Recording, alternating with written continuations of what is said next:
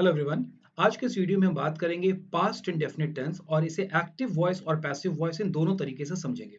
ये हमारी वॉइस की सीरीज है और इस पर्टिकुलर सीरीज में आज हम बात करेंगे पास्ट इंडेफिनिट टेंस को समझेंगे, जिसे हम सिंपल पास्ट टेंस के नाम से भी जानते हैं। तो आइए इसे समझने की कोशिश करते हैं। पिछले वीडियोस में हमने प्रेजेंट इंडेफिनिट टेंस के बारे में देखा था, ये उसकी अगली कड़ी है पास्ट इंडेफिनिट टेंस।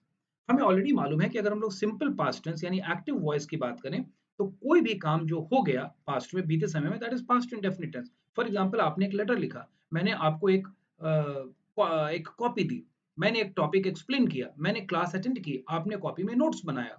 ये जो सारे सेंटेंसेस बताते हैं कि पास्ट में कोई काम हो चुका है, पास्ट में ये काम कर दिया गया। Since it's been done in past, इसलिए हम इसे पास्ट इंडेफिनिट टेंस के नाम से भी जानते हैं। नाउ अगर इस पर्टिकुलर सेंटेंस को मैं देखूं, तो अगर मुझे कहना हो कि आपने एक लेटर लिखा, यू रोट अ लेटर, हमें मालूम है कि ये एक एक्टिव वॉइस है। लेकिन अगर हम इसी टेंस में, पास्ट इंडेफिनिट टेंस में, इसी पर्टिकुलर सेंटेंस को कि आपने एक लेटर लिखा, अगर मुझे पैसिव वॉइस में कहना हो तो मैं क्या कहूंगा?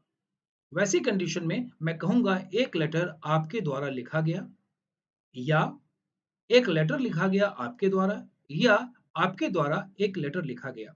मैं कुछ भी कहूं, उसमें बेसिक सेंटेंस होगा एक लेटर लिखा गया। आपके द्वारा हो भी सकता है सेंटेंस में और नहीं भी हो सकता, क्योंकि मैं पिछले वीडियोस में आपको बता चुका हूं। अगर आप सीरियली इसे देख रहे हैं तो आप समझ चुके होंगे, जो मैंने एक्टिव और पैसिव वॉइस के बारे में बातें बताई है, उसमें बताते वक्त मैंने ये बताया है कि पैसिव वॉइस में डूअर नहीं भी हो सकता है और हो भी सकता है। ऐसा बहुत इंपॉर्टेंट मसला नहीं है कि डूअर नहीं ही होगा, डूअर हो भी सकता है और नहीं भी हो सकता। और एक्टिव वॉइस के बारे में मैंने जानकारी दी थी कि बगैर डूअर के तो एक्टिव वॉइस बन ही नहीं सकता। तो आइए इस सेंटेंस को देखते हैं।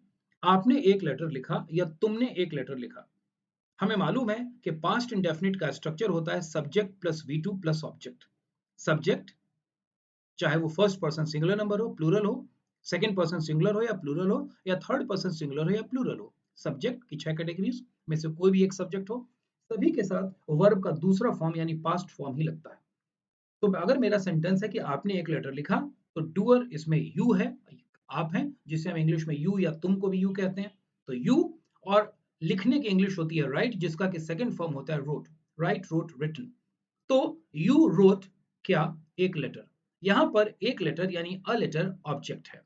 मैं पिछले वीडियोस में आपको यह भी बता चुका हूं कि एक्टिव से पैसिव और पैसिव से एक्टिव बनाने की एक टेक्निक होती है, और वो टेक्निक ये होती है कि जो ऑब्जेक्ट होता है वो एक्टिव वॉइस में आके सब्जेक्ट बन जाता है।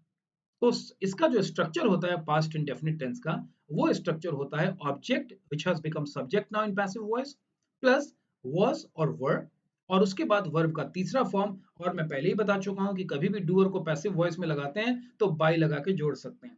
तो हमारा सेंटेंस क्या बना? A letter was written by you। मैंने आपको ये टॉपिक एक्सप्लेन किया।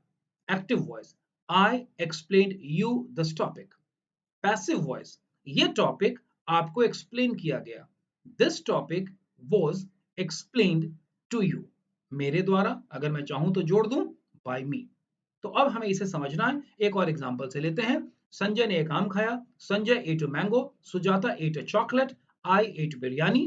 कोई भी सेंटेंस हो सकता है, लेकिन हमें मालूम है कि इसमें चॉकलेट, एग, मैंगो, बिरयानी, ये सारी चीजें ऑब्जेक्ट है। तो पैसिव वॉइस में क्या हो जाएगा? A mango was eaten by me. एक आम मेरे द्वारा खाया गया। इसी तरीके से मैं कह सकता हूं, मैंने आपको ये टॉपिक एक्सप्लेन किया। I explained you this topic. अब दिस टॉपिक से हमारा सेंटेंस बनेगा passive voice. This topic was explain to you by me. तो आई होप मैं इस पर्टिकुलर पॉइंट को आपको समझा पाने में सफल रहा हूं। अगर कोई आपके इश्यू हो, कोई क्वेश्चन हो, कोई डाउट हो, तो आप कमेंट सेक्शन में लिख सकते हैं। Thank you so much for watching. Keep watching.